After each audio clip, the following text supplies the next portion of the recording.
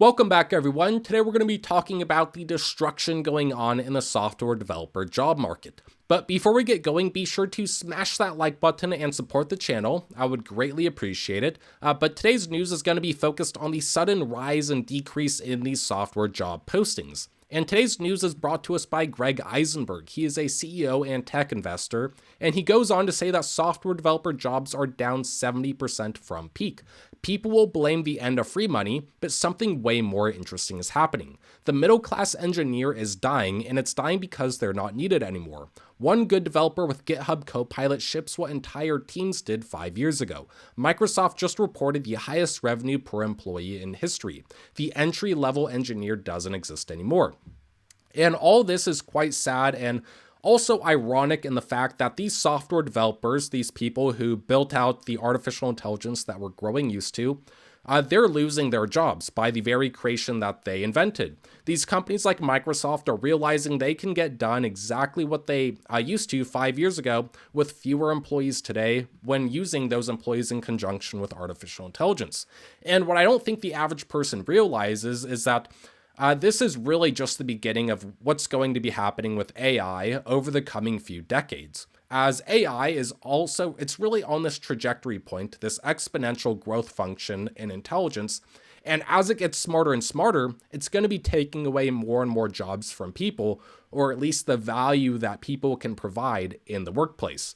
And we go out even farther, right, with this idea of AI taking away jobs.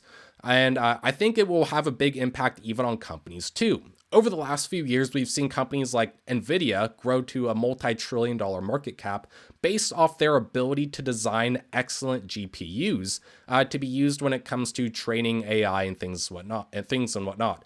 But I think in the long term, when we have artificial general intelligence that gets really, really good at operating and designing GPUs on its own, where will the need of NVIDIA go? NVIDIA doesn't even build their own GPUs. They contracted out to the Taiwanese manufacturing company, TSMC, to build those chips.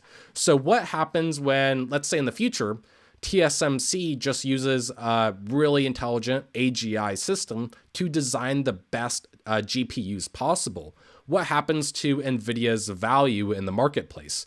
Because if they don't build it, they don't own it. If TSMC can just use software to design the best hardware ever, they already have the manufacturing plants to take over the entire ecosystem. So it's this interesting play going on where that was one analogy, but this analogy applies here to Microsoft as well, where they no longer need the software in people's minds to work. They can just leverage it out to a artificial intelligence and have them do it for a cost of next to nothing. And this is really good for the end consumer, where it allows the average consumer to buy more things for less cost. I mean, nowadays we see so many software developments going on. Maybe it's in video games, the App Store, on our cars. Software is everywhere. And you almost think like, where's the massive teams to do this? And while they do exist, probably in the multi-hundreds of thousands of people, they're getting a lot of their help from very smart software systems.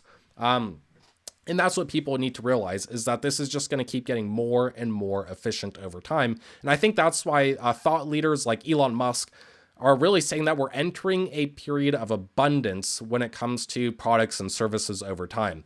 Because what's going to happen here, right, as artificial intelligence and even robotics merges over time, it's going to put a pretty much unlimited supply of labor injected into the market at whatever pace that people want. There's going to be no limit to it, and we've never lived in a world where there's a limitless supply of labor on the market, not through people, but through the idea of AI and robotics longer term, doing everything that people want. And I said this on a previous video, the needs and wants of people is unlimited. At least for most people. The average person is going to want a bigger home, nicer cars, and they're going to want the newest and freshest thing all the time. So when you have a labor market that is really built off of artificial intelligence and robotics, and there's no people involved in any of those supply chains, the cost of those items will probably go down next to nothing, and the ability for the consumer to buy those items, probably through a supply of universal basic income, or whatever that supply of income would be. That's a different thought for a different video. but the ability for the consumer to buy those products will be cheap. Everything will be inexpensive and affordable to that person, as again, they're not paying the robot a salary to build their car, or their purse, or their wallet, whatever the product might be. So while this is being applied today in a large manner in the area of software, over time it's going to be merged with AI and robotics to take away physical labor jobs from people, putting again upward supply on the of the labor market, increased supply of labor, while the demand from humans will continue to stay elevated. Again, unlimited wants and needs. We're going to consume everything that those robots can push out for us. And this post here from Greg, right? This is just the beginning when it comes to AI making things more efficient for companies, and pointing out that it's excellent for company shareholders and companies like Microsoft, pushing up their share price higher and higher. Now, I don't know what all this means longer terms once it really impacts the job market. I think that there will need to be a universal basic income or something along those lines. But this shape right here, right, will somewhat be reflected in every single job market going forward at some point in time when it comes to artificial intelligence taking over, where you're just going to see this downward slope in job postings or whatever it might be for any job out there, as employers realize that those people are no longer needed. And it's not that these employers like Microsoft don't like software developers. They're great. But when there's no longer an economical, efficient use for these people, what's the point to keeping them around? Because if they do, they're just going to have to pass on that added cost to the consumer, making it more difficult to grow market share and stay competitive against other companies. So it's really just a capitalistic manner here at the end of the day of companies pushing down the prices of their goods, increasing market share, and helping out the end consumer. It's just that in doing all of this here, there's been something going on in terms of the additional influence of software and AI. And over time, we won't need any more software developers. Why would we, when the AI can write its own code in the future? As long as it has good morals and isn't against people longer term, we don't want a Skynet entering the workforce and ruining our lives. But I think that's many years away from now if it ever does, and God forbid that ever happens.